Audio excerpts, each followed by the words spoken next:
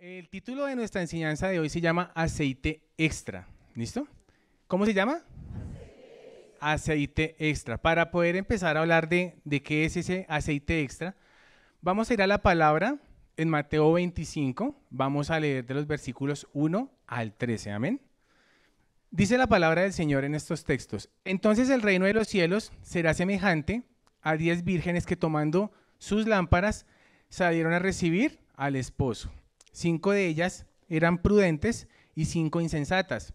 Las insensatas, tomando sus lámparas, no tomaron consigo más aceite, mas las prudentes tomaron aceite en sus vasijas juntamente con sus lámparas. Y tardándose el esposo, cabecearon todas y se durmieron. Y a la medianoche se oyó un clamor: aquí viene el esposo, salid a recibirle. Entonces todas aquellas vírgenes se levantaron y arreglaron sus lámparas. Seguimos en el verso 8. Y las insensatas dijeron a las prudentes: dadnos de vuestro aceite, porque nuestras lámparas se apagan. Mas las prudentes respondieron diciendo: para que no nos falte a nosotras y a vosotras, id más bien a los que venden y comprad para vosotras mismas. Pero mientras ellas iban a comprar, vino el esposo, y las que estaban preparadas entraron con él a las bodas y se cerró la puerta. Después vinieron también las otras vírgenes diciendo: Señor, Señor, ábrenos. Mas él respondiendo dijo: de cierto os digo que no os conozco. Velad pues, porque no sabéis el día ni la hora en que el Hijo del Hombre ha de venir. Padre, te damos gracias por esta palabra, te bendecimos. Disponemos nuestro corazón, Señor, para que tú hablas, para que ministres a nuestras vidas y para que nos ayudes a través de ella a corregirnos, a instruirnos y a enseñarnos tu voluntad y tu palabra. Te damos gracias, Señor, en el nombre de Jesús. Amén. Esta es una de las parábolas que los que la hemos leído nos parece de las más impresionantes que Jesús enseñó. Yo creo que la mayoría concuerdan conmigo en eso. Y hay que entender un poquito el contexto. Entonces vamos a mirar un poquito lo que significaba o lo que significó para la gente de su tiempo esta parábola. Nosotros estamos acostumbrados, o alguna vez en la vida nos han invitado a un matrimonio, ¿verdad? ¿Alguna vez han ido a una boda? ¿Los han invitado? Amén, ¿cierto? Y nosotros en nuestra cultura occidental de este tiempo, las bodas es un evento que suele durar 3, 4 horas, ¿cierto? La persona principal de una boda es la novia, ¿cierto? Entonces uno siempre cuando está en la iglesia, en el templo, espera que llegue una novia bien ataviada, bien bonita, bien vestida, bien maquillada. Y muchas veces ni siquiera nos damos cuenta que el novio ya está ahí. Ay, ahí está el novio, sí, ya llegó hace rato. Y el novio es el único que se pone el mismo traje cuando se casa y en el funeral, ¿cierto? No hay mucha diferencia. Pero la novia sí viene a ser reluciente en una boda y es la que siempre se está esperando con expectativa. Resulta y pasa que en los tiempos en que se escribió esta parábola no pasaba de esa manera. En ese tiempo las bodas podían durar inclusive hasta una semana. Y allá todos ponían, entonces yo llevo los cabritos, no, yo llevo la lechona, no, lechona ellos no comían cerdo. Yo llevo el jugo, yo llevo el arroz, bueno, y todos los participantes a la boda llevaban algo y eso permitía que la boda se extendiera en el tiempo hasta por una semana. Ahí el protagonista no era la novia, el protagonista era el novio. El novio era el centro de atención, el novio era el que era esperado para el momento del matrimonio. Y en ese tiempo no se casaban como hoy en día que el novio y la novia se ponen de acuerdo, sino que se ponían de acuerdo eran los papás de las dos partes. Y llegaban a unas negociaciones para que como se iba un miembro de la familia, entonces la familia del novio tenía que darle una dote, tenía que darle algo que compensara la ida de esa persona, de esa mujer. Y ese grupo de vírgenes había sido diseñado o se había establecido justamente para que el novio cuando llegara la hora de la boda se viera resplandeciente. Cada virgen tenía una antorcha, tenía una lámpara, el novio se hacía en la mitad de ellas y ellas se hacían 5 a un lado y 5 al otro lado y con las lámparas empezaban a alumbrar al novio. Entonces las vírgenes realmente no se veían en gran manera, pero la luz de las antorchas pegaba en el novio y eso hacía que el novio se viera muy reluciente.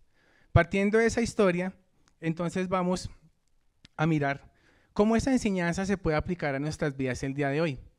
Partiendo también del hecho de que la historia nos cuenta que más adelante lo vamos a mirar que el novio se demoró en llegar. Y eso también nos recuerda a nosotros que en las bodas aquí en nuestro contexto occidental se hacen temprano, ¿cierto? En horas de la tarde y ya la parte de la ceremonia va en horas de la noche, el agasajo. En ese tiempo el novio trabajaba todo el día normalmente y ya por la noche él se arreglaba rápido y se presentaba en la boda. Entonces las bodas se celebraban a altas horas de la noche. Amén. Listo, entonces vamos a mirar los versículos que componen esta hermosa parábola. Vamos a mirar el primero. Dice la palabra del Señor en el primer versículo. Entonces el reino de los cielos será semejante a 10 vírgenes que tomando sus lámparas salieron a recibir ¿a quién? Al esposo. Cuando ustedes leen todo Mateo 25, se van a encontrar con que Jesús lo que está haciendo es tomando lo que se enseñó en Mateo 24 y lo respalda mediante unas parábolas. Y la primera parábola que encontramos es la parábola de las 10 vírgenes. En el mismo Mateo 25, del 14 al 30, está la parábola de los talentos, donde habla del siervo fiel y el siervo infiel. Y en la última parte de Mateo 25, del 31 al 46, está algo que se llama el juicio a las naciones, que es donde el Señor va a apartar a las ovejas a un lado y a los cabritos a otro lado. Entonces Mateo 25 siempre nos va a hacer una diferenciación. Estas vírgenes son las sensatas, estas las insensatas. Estos los siervos fieles, estos los siervos infieles. Estas las ovejas, estos los cabritos. ¿Listo? Entonces en ese contexto se empieza a generar la historia de la parábola que vamos a ver hoy. Y entremos a mirar que el reino de los cielos entonces es la venida de nuestro Señor, cómo nuestro Señor va a venir por nosotros. Y también encontramos que uno de los objetos importantes de esta parábola son las lámparas. Y las lámparas, si ustedes se dan cuenta, aquí nos habla de 10 vírgenes y nos dice que todas las vírgenes tenían una lámpara encendida. Y la lámpara hace relación a esa profesión de fe, a esa profesión cristiana de todos los que invocamos el nombre de Cristo. Esos son las 10 vírgenes, esos son las 10 lámparas. Pero nos vamos a dar cuenta a medida que vaya avanzando la enseñanza que no todas eran vírgenes prudentes. Amén. Vamos a mirar el verso 2 al 4. Dice, 5 de ellas eran prudentes y 5 eran insensatas. Las insensatas, tomando sus lámparas, no tomaron consigo aceite, mas las prudentes tomaron aceite en sus vasijas juntamente con sus lámparas. Vamos a mirar entonces qué es una virgen prudente. Prudente viene de una palabra griega que significa frónimos. O sea, en griego se decía de esa manera a una persona prudente. Y está ligado con una persona cuerda, sensata, con una persona pensadora de las cosas, pensadora juiciosamente. En este contexto estamos hablando de unas vírgenes que fueron previsoras, que tuvieron aceite en sus lámparas y que no se confiaron de que de pronto el marido podía llegar tarde, ¿no? Y esa previsión es lo que a nosotros nos está hablando de cómo nosotros, delante de Dios, estamos aprovisionándonos de ese aceite extra. Amén. Las prudentes fueron conscientes de que el novio se podía demorar en llegar. Ellas dijeron, venga, ¿qué tal se demore? No, nunca sabe, llevemos aceite de más. Estas vírgenes se parecen a muchas mamás, ¿no? Papito, eche esos calzoncillos de más, eche esa toallita de más. Y uno, ay, pero ya esa maleta va llena, ¿qué más le voy a meter? Pero ellas son previsoras, las mamás son muy previsoras, ¿o no, mamás? Son previsoras. En cambio, uno de papá, oiga, trajo todo lo que necesitaba. Una vez me fui con mi hija a hacer la vuelta a la cédula y llegamos allá y ¿trajo el papel que necesitaba? No, no lo traje. Perdimos la ida. Una mamá no le hubiera pasado eso. Ya llevó el registro civil y perdimos el viaje porque nosotros los hombres a veces no somos tan previsores como ustedes, las mamás, ¿cierto? Y aquí estamos relacionando esas vírgenes sensatas con esa prudencia de siempre estar aprovisionados sin esperar para el último momento, como los hijos el domingo por la noche pidiendo una tarea para el lunes a las 6 de la mañana, ¿no? El hijo sí que es insensato, ¿no? En el contexto de las vírgenes. Pero esa provisión es de lo que nos está hablando este texto. Ahora vamos a definir necias. Necias viene de una palabra griega que significa moros y significa fatuo, ignorante, insensato o descuidado. ¿Listo? Fatuo, ignorante, insensato o descuidado. Que no hacen provisión. Personas descuidadas como tal. Y si lo llevamos a una esfera humana, son esas personas que siempre dejan todo para lo último, son las personas descuidadas en el tránsito cuando conducen un carro, un vehículo que usted ve que se pasa a los semáforos, hace giros y usted dice, este man es un asesino potencial, ¿cómo maneja de esa manera? Y vemos muchas personas que tienen hábitos que a la larga son destructivos, que uno dice no va a llegar lejos en la manera como vive, ¿cierto? Y estas vírgenes insensatas se caracterizan justamente por eso, por no haber hecho ese aprovisionamiento. No ven lo que es apropiado o lo que es necesario. Carecen de esa gracia verdadera que caracteriza a los hijos de Dios. Y lo más triste es que una virgen insensata no está preparada para lo que esta parábola enseña, que es la venida de nuestro Señor Jesucristo. ¿Estás preparado para la venida de nuestro Señor Jesucristo, iglesia? Vamos al verso 5. Dice la palabra: y tardándose el esposo, cabecearon todas y se durmieron. Se demoró en llegar el novio. El novio, quizás, si lo lleváramos al contexto judío, a veces las negociaciones entre las dos familias podría tardarse hasta minutos antes de que se llevara a cabo el matrimonio. Entonces no llegaban a un acuerdo. No, es que no me sirve ese acuerdo, esa dote no me sirve. Y finalmente, cuando ya había algo que convenciera a la familia de la novia, entonces daban la autorización para que el matrimonio se llevara a cabo. Y vamos a ejemplificar que aquí lo que pudo pasar fue eso, que simplemente no llegaron a un acuerdo, o el novio tuvo que trabajar hasta altas horas y por eso llegó tarde. Y las 10 vírgenes estaban esperando con su candelero, muy arregladas, muy bien ataviadas a que el novio llegara, y no llegaban. Pero aquí hay algo muy importante, y es que dice que todas se durmieron. No las 5 insensatas se quedaron dormidas y las otras se quedaron velando.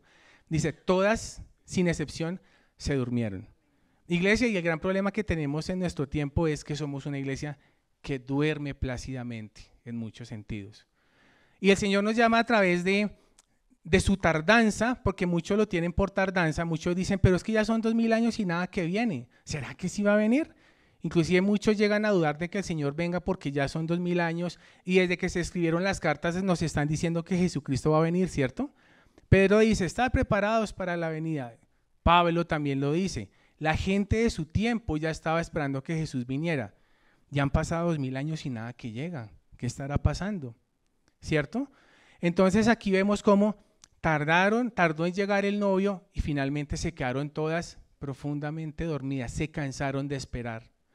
¿Qué pasó cuando Jesús estaba con sus discípulos en la noche en el huerto de Getsemaní? Se durmieron. Ni siquiera pudieron velar conmigo una hora, les dice Jesús. No pudieron estar despiertos conmigo una hora. Les ganó el sueño. Porque a la verdad, iglesia, el espíritu está deseoso, dispuesto, pero hay una lucha con la carne, que es lo que no nos deja vencer en muchas ocasiones. Aquí hay algo por lo que también el esposo está tardando, por lo que tarda el novio, y dice, son 4 cosas. Primero, ¿por qué tarda Jesús en volver? Porque está probando la fe y la paciencia de sus hijos. Les está permitiendo vivir en un mundo de dificultad para que su fe se fortalezca. Les está permitiendo vivir en un mundo en donde vamos a ser atacados todo el tiempo para que nuestra fe se mantenga firme. Un cristiano débil es un cristiano presa de la incredulidad, es un cristiano presa del miedo. Y cuando los felinos atacan a los rebaños, a las manadas de animales en la selva, siempre se van o detrás de las más pequeñitas o detrás de las más débiles. Y el enemigo siempre va a buscar la debilidad en ti cuando estás débil, cuando estás cansado de esperar. No te canses de esperar en Dios, iglesia. Lo segundo por lo cual el Señor tarda es porque está esperando a que se cumpla el número de sus escogidos. Y el Señor añadía todos los días a la iglesia los que habían de ser salvos. Aún no todos no están completos todavía. Allá afuera todavía hay gente que muere en sus delitos y pecados, pero que un día la misericordia de Dios los va a traer aquí o los va a llevar a la iglesia que el Señor disponga para eso. Es una esperanza que no debemos perder, iglesia. Lo tercero, para que se cumpla el ministerio de la iniquidad. Satanás también está trabajando. Dios le permite a Satanás trabajar. Cuando vengan pruebas a tu vida, no es Satanás el que te ataca, es Dios el que le da permiso para que te ataque. Y Dios ha permitido que el ministerio de la iniquidad en este tiempo se levante para que se pruebe la fe de los que dicen ser cristianos, de los que dicen ser hijos de Dios. Si ustedes van y miran afuera, las cosas que están pasando en el mundo son aterradoras. Los que son más viejos acá, me incluyo yo, Hace 20, 30 años no era lo que es hoy en día. Y cuando uno habla con los abuelos hace 50, 40, 60 años, no es lo que hoy en día es el mundo. Y cada día va a estar peor. Cada día va a ser más desalentador con lo que nos vamos a encontrar. Porque en medio de su misericordia y de su soberanía, el Señor permite que el ministerio de la iniquidad siga teniendo fuerza en este tiempo. Pero tenemos que estar contentos y tenemos que estar confiados en que un día las obras del enemigo van a ser deshechas. Amén. Amén. Un aplauso para el Señor, hermanos. Y lo cuarto es porque deben cumplirse las profecías. Es necesario que lo que está escrito se cumpla, porque cielo y tierra pasarán, mas la palabra del Señor jamás va a pasar. Pero mientras eso llega nosotros, ¿estamos dormidos? Yo te pregunto, iglesia, ¿estamos dormidos? ¿Estamos entretenidos? ¿Estamos cansados con nuestros afanes de todos los días? Es un tiempo convulsionado. Mira el tráfico por la mañana. Vayas en carro, en moto, en Transmilenio. Desde que te levantas hasta que te acuestas estás en un círculo de agite constante y el poco tiempo que tienes libre muchas veces lo utilizas en cosas no provechosas. Lo utilizamos. No se trata de no hacer o dejar de hacer, se trata de cómo estamos usando nuestro tiempo para que Dios nos siga permitiendo estar despiertos y estar velando. Amén. Vamos a mirar lo que dice el verso 6. Y a la medianoche se oyó un clamor.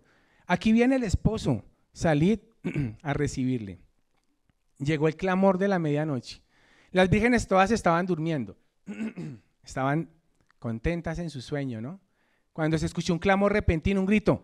Despierten que el esposo viene, el novio viene, estén listas todas. ¿Les ha pasado eso que les toca levantarse intempestivamente? Que le tocó no levantarse rápido, se le quedó el reloj, no puso la alarma. Y cuando usted abre los ojos es la hora en la que tiene que salir. Se quita el sueño, el cansancio, la pereza, usted salta de la cama de un solo brinco y en 10 minutos se arregla lo que normalmente se demora 1 hora, hora y media cuando se levanta sobre la hora. En 10 minutos está listo. ¿Han entendido? ¿Se han dado cuenta de lo extraño que resulta ser nuestro comportamiento en muchas ocasiones? Y uno dice, oiga, me levanté tardísimo y me rindió salir. ¿Cierto? Ya a estas vírgenes les pasó lo mismo, les escucharon la voz, llamaron para que estuvieran alertas, aquí viene el esposo, salgan a recibirle. Ese llamado es el llamado al evangelio que nosotros estamos recibiendo, que nosotros estamos dando. Atención porque el Señor viene, atención porque Jesús viene, está a la puerta. Ay, nos dice una parábola que está en Mateo 22, que el esposo convidó a muchos a una gran boda. Y le dijeron, no, es que ahorita no tengo tiempo porque tengo que pagar una yunta de bueyes. No, es que ahorita no tengo tiempo porque es que me compré una hacienda nueva y tengo que ir a verla. ¿Te acuerdas que las bodas se celebraban a qué horas? ¿Por la mañana, por la tarde o por la noche? Por la noche, entonces eran excusas, porque usted por la noche no va a mirar una yunta de bueyes. Usted por la noche no va a ir a mirar una hacienda que acaba de comprar. Entonces eran excusas. Y la gente saca excusas. Muchos sacamos excusas para el llamado que Dios nos está haciendo. ¿Cuántas excusas sacaste tú antes de estar acá, iglesia? Porque nosotros no llegamos a la primera. Nosotros no nacimos con el deseo de buscar de Dios. Fue la misericordia de Él la que nos alcanzó un día. Amén. Entonces, estamos preparados para la venida del Señor porque va a ser repentina. Vendrá como ladrón en la noche. Primera Tesalonicenses 5:2 dice, no está en las pantallas, pues vosotros mismos sabéis perfectamente que el día del Señor vendrá como ladrón en la noche. Y el ladrón no te llama por la mañana al celular a decirte, voy a pasar esta noche por ahí entre 2 y 3, si me puede dejar un tintico le agradezco. No, eso no va a pasar, Él va a llegar cuando menos lo imaginas. Así será la venida del Señor. Amén. Verso 7, vamos a mirar el verso 7. Entonces todas aquellas vírgenes se levantaron y arreglaron sus lámparas. ¿Cuántas? Todas se levantaron y arreglaron sus lámparas. Hasta aquí seguimos hablando de todas. Y cuando estamos hablando de todas las vírgenes, estamos hablando, este mensaje, oído iglesia, no es para el mundo, este mensaje es para la iglesia. Este mensaje es para todos los que vienen domingo tras domingo a una iglesia. ¿Qué quiere decir? Que aquí hay sentados vírgenes prudentes y vírgenes insensatas. ¿De qué tipo de virgen eres tú? ¿Prudente o insensata. Vamos a ver qué los diferencia. ¿Listo? Entonces dice, arreglaron su lámpara significaba, como ya había llegado la medianoche y las lámparas empezaban a apagarse, ellas tenían que nuevamente coger la antorcha, quitarle lo quemado y volverlas a mojar en el aceite. ¿Listo? Aquí es donde empieza a marcarse la diferencia, que las insensatas empezaron a darse cuenta que les faltaba algo. Oiga, se me está acabando el aceite y no tengo. ¿Qué vamos a hacer? Y aquí estas insensatas se levantan a arreglar sus lámparas, pero se empiezan a dar cuenta que no tienen cómo mantenerlas encendidas. Iglesia, no tenemos el futuro asegurado. El hecho de venir y sentarnos, el hecho de alguna vez haber hecho una oración de fe, que todos hicimos tal vez una oración de fe, eso no nos garantiza que seamos salvos, porque muchos hacen oración de fe, pero sus vidas siguen siendo vidas sin fruto, sus vidas siguen siendo vidas apartadas de Dios. Y nosotros muchas veces le hacemos hacer la oración de fe a toda la familia, y ¡ay, toda mi familia ya es salva! Pero tú lo ves y con el paso del tiempo siguen en las mismas, siguen viviendo de la misma manera. Entonces no se trata simplemente de asistir o participar, sino que se trata de mirar cómo está caminando mi vida con Dios. Hace un comentario Spurgeon, un predicador muy famoso que tal vez ustedes han escuchado mencionar. Él dice lo siguiente: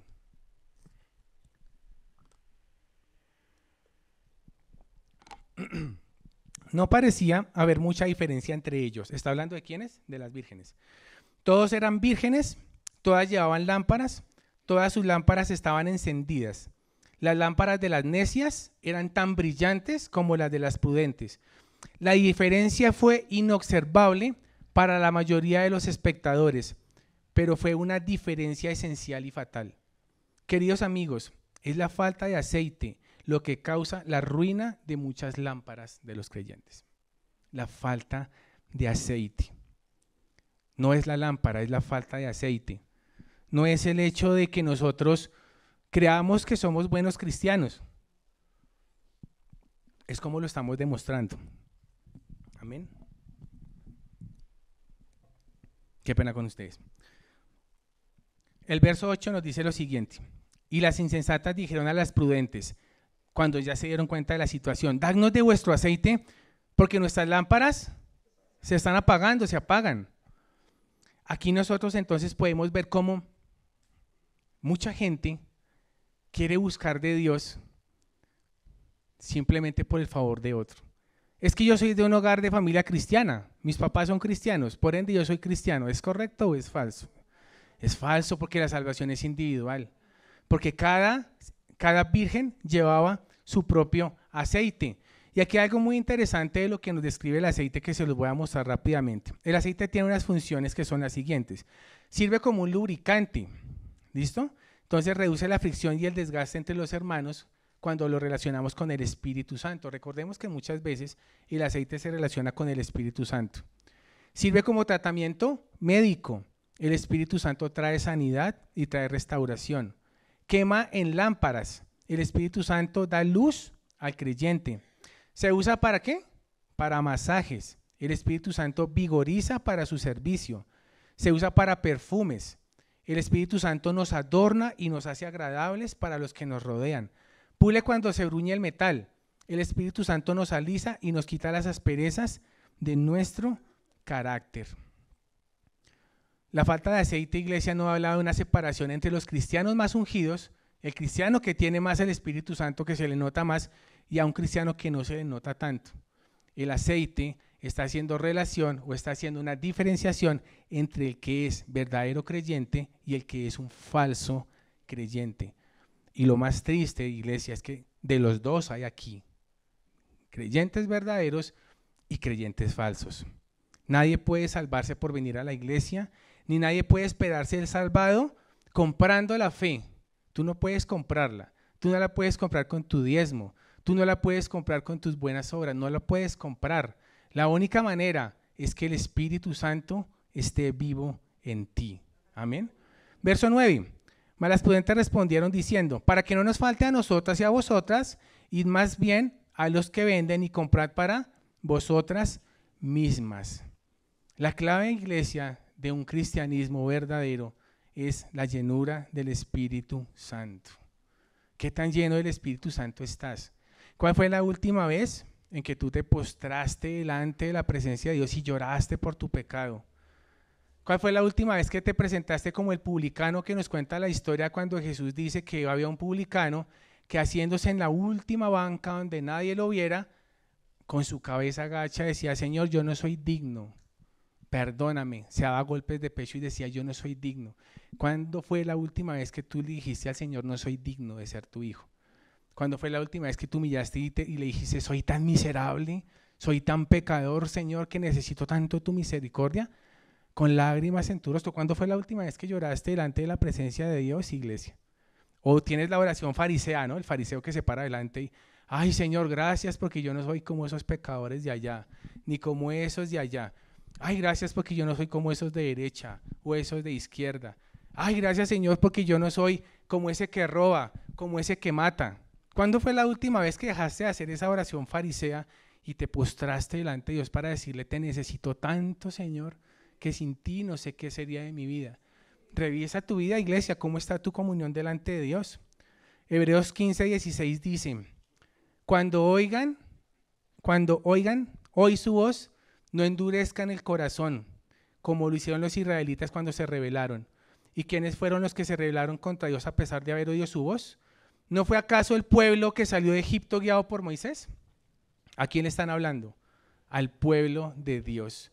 Este mensaje es para el pueblo de Dios. Ese mensaje es para ti, iglesia, y fue para mí también cuando preparé esta enseñanza. ¿Qué tipo de virgen estás siendo tú? ¿Tienes aceite proveído en tu vasija? ¿Estás trabajando para que el Señor todos los días lo llene? Vamos a mirar el verso 10. Dice: pero mientras ellas iban a comprar, vino el esposo, y las que estaban, ¿qué? Preparadas, entraron con él a las bodas y se cerró la puerta. Génesis 7:16 nos dice que el que cerró la puerta del arca fue Noé. Iglesia, después de que la puerta se cierre, ya no habrá más oportunidad. Y si tú crees que estás caminando muy firme con el Señor, ¿dónde está tu familia? ¿Dónde están tus padres, tus hijos, tus hermanos? ¿Qué tanto les testificas? ¿Qué tanto les muestras con tu amor lo que el Señor tiene para ellos? Y una virgen preparada es una virgen que depende de Dios, que se abstiene del pecado, que ha sido lavada, que ha sido regenerada, que ha sido santificada, que conoce espiritualmente a Cristo. Ay, pastor, es que si voy a una taberna pero no tomo, ¿será que puedo? Es un conocimiento que va más allá de esas respuestas. Ay, pero ¿qué pasa si me quedo mirando a una mujer? ¿Será que pequé ya por quedarme mirándola 2 veces? Esas son cosas, iglesia, que no se debería uno preguntar, porque el Señor te da en tu corazón tanta confianza, tanta restauración, tanta renovación, que te da también el discernimiento para saber entre lo bueno y lo malo. Vamos al verso 11. Después vinieron también las otras vírgenes diciendo: Señor, ábrenos. Mas él respondiendo dijo: de cierto os digo que no os conozco. De cierto os digo que no os conozco. Y es muy triste que nosotros hayamos estado asistiendo toda la vida a una iglesia, que hayamos estado, oremos bonito, que prediquemos el evangelio, que inclusive echemos fuera demonios, y que cuando nos presentemos delante Él nos diga: pero yo a usted no lo conozco. Señor, pero es que yo iba todos los domingos a la iglesia sin falta. Yo no te conozco. ¿Pero no te acuerdas que yo eché demonios de una mujer que estaba poseída? No, yo no te conozco. Eso es lamentable, iglesia, y muchos cuando se presenten delante de Dios, porque Mateo 7:22 dice: muchos me dirán en aquel día, muchos me dirán en aquel día: Señor, Señor, y luego en tu nombre no hicimos todas estas cosas. Y Él les va a contestar: apártense de mí porque no los conozco, hacedores de maldad. Muchas personas se van a encontrar con esa realidad cuando estén delante de la presencia de Dios. En muchas iglesias, muchos creyentes que se decían creyentes van a tener que recibir un no de parte del Señor. Verso 13 para terminar dice: velad pues, porque no sabéis el día ni la hora en que el Hijo del Hombre ha de venir. El precio de no estar listo es muy alto, iglesia. El precio de no estar preparado para la segunda venida de nuestro Señor es muy alto. Porque o nos quedamos, y si resulta que el Señor no vino, sino que nosotros tuvimos que morir, ¿qué va a pasar cuando nos presentemos delante de Él? ¿Qué va a pasar cuando estemos delante de su presencia y nos diga, no lo conozco, no te conozco? Hay que llenar nuestra lámpara, iglesia, llénala con esa comunión preciosa con Dios. Conéctate con Él todos los días, ámalo, vívelo, disfrútalo. Sé una persona que entiende su responsabilidad y su privilegio de estar delante de la presencia de Dios. Estemos atentos, iglesia. ¿Cómo estar atentos ante esa inminente venida de nuestro Señor?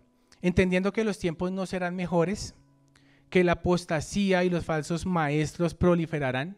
Ustedes se pueden dar cuenta ya por internet de la cantidad de cosas que se ven. Y la maldad cada día será peor. ¿Lo estamos viendo? Dos consejitos rápidamente para mantener nuestra lámpara encendida. Primero, estemos vigilantes, iglesia. Esperemos con anhelo la venida del Señor. Yo te pregunto, ¿esperas con anhelo la venida del Señor? Cuando sales a la calle y miras al cielo, ¿eres de los que dice, wow, Señor, algún día tú vendrás en una nube por mí? Si nunca lo ha hecho, le invito a que lo haga. Prepárese inclusive con las palabras que salen de su boca, Señor. Y a mí me encanta cuando yo veo el cielo con nubes porque yo me imagino cómo va a ser ese día. Oh, Señor, ¿cómo será el día en que tú vengas por nosotros? Que por fin nos saques de aquí, de este mundo. Anhélalo. Anhela su venida, anhela cuando llegue. Ay, es que estoy en la universidad y tengo que terminar la carrera. ¿Tú crees que una carrera universitaria es más importante que poder gozar con tu Señor toda la eternidad? Estar con Él, eso no tiene comparación, iglesia. Mantén tu lámpara encendida. Lucas 12, 35, 36 dice, oído, iglesia, estén ceñidos vuestros lomos y vuestras lámparas encendidas. Y vosotros sed semejantes a hombres que aguardan a que su Señor regrese de las bodas, para que cuando llegue y llame, le abran enseguida. Las lámparas encendidas, pero con buena provisión de aceite extra. Y para terminar, actuemos hasta su regreso. Actuemos hasta su regreso. Dígale que está a su lado, hermano, actúe hasta el regreso del Señor. Actuemos, no nos conformemos, iglesia, no nos conformemos con tan poco como es venir aquí un domingo y esperar a ver qué nos dicen. Vayamos, salgamos a las gentes, vayamos a las multitudes, trabajemos porque el reino se extienda. Hemos recibido esa gracia del Señor, demos esa gracia también a otros. No es que yo soy muy penoso para hablar, dalo con tu testimonio, predica con tu testimonio, predica con tu estilo de vida, predica con lo que tú eres, que la gente vea en ti una luz que no puede conseguir en ninguna otra parte. Que esa luz sea tan brillante que opaque cualquier otra luz que haya alrededor de ellos. El objetivo de esta profecía, iglesia, más que traer una palabra dura, es prepárate, prepárate, vuélvete una virgen prudente, no dejes todo para lo último. He escuchado palabras tan necias como, ay, cuando el día que yo me vaya a morir me arrepiento. ¿Lo han escuchado? Cuando yo esté a punto de morir me arrepiento. ¿Qué necedad es decir eso si la mayoría de muertes ocurren de manera instantánea, por ejemplo? Prepárate, iglesia, para la venida de tu Señor, porque cuando ya Él venga, si tú te quedas, ya ninguna oración va a valer. Ay, Señor, pero yo ya cambié, yo ya me arrepentí. Lo siento, ya es tarde, ya no hay tiempo para que te arrepientas. Hoy es el día, iglesia. Hoy es el día para que tú tomes esa vasija y empieces a llenar esa lámpara con ese aceite extra que se llama el Espíritu Santo en tu vida. Entra en comunión con Dios, ámalo y el Señor se va a manifestar a tu vida de una manera muy especial. Que un día tú puedas salir a la calle y decir, Señor, ven por mí que ya estoy cansado de estar acá, pero que hayas hecho tu trabajo para que cuando el Señor te llame, la puerta se cierre, pero tú estés adentro. Vamos a orar, iglesia. Padre, gracias, Señor, te damos por tu palabra. Gracias porque tu palabra, Señor, nos enseña, nos edifica, nos corrige, nos exhorta, Señor. Gracias te damos, Padre, porque tú con lo que nos enseñas a través de tu palabra nos muestras cómo estar preparados, Señor. Ayúdanos a estar listos, Dios. Perdónanos si no hemos tenido nuestra provisión de aceite extra. Ayúdanos, Señor, a que tengamos esa vasija todos los días con aceite nuevo, Señor. Que mientras nuestras lámparas están encendidas, alumbrando en este mundo, Señor, esperando tu venida, esperando la venida del novio, Mantengamos esa provisión todo el tiempo, Señor, con una comunión diaria contigo, Señor, negándonos a nosotros mismos, Señor, reconociendo que sin ti no somos nada, Señor, humillándonos delante de tu presencia todos los días, Señor. Tú has prometido tantas cosas en tu palabra, pero yo te pido, Señor, que nosotros podamos entender que delante de tu presencia también nos debemos presentar como esas vírgenes santas, como esas vírgenes prudentes, Dios, que mantienen su lámpara llena, Señor, que no son cogidas de improviso, sino que cuando el novio venga, Señor, podamos estar preparados, levantarnos y entrar a la boda contigo, Señor. Que las oraciones que hagamos hoy son por el amor que tenemos por ti, Señor, por todo lo que tú nos has dado, Señor, porque el día de mañana, cuando tú ya vengas por nosotros, ya la oración no tendrá valor, Señor. Ya será un tiempo perdido, Señor. Ya no habrá oportunidad, Padre. Así que te damos gracias en este tiempo, Señor, y te pedimos que llenen nuestras lámparas, que llenen nuestras vasijas, Señor, para que nosotros podamos seguir caminando en ti, Señor, con la confianza puesta en ti, Padre Celestial. Y que cuando tú vengas por nosotros podamos decirte, heme aquí, Señor. Estamos preparados para irnos contigo, Señor. Gracias por esta preciosa palabra. Bendice a tu pueblo, bendice a esta casa hermosa, Señor, y trae al corazón de cada uno de mis hermanos esa convicción, Señor, esa renovación, esa santificación, para que de ser vírgenes insensatas, Señor, pasen a ser vírgenes prudentes, que esperan tu venida, Padre. Gracias te damos, Señor, en el nombre de Jesús. Amén.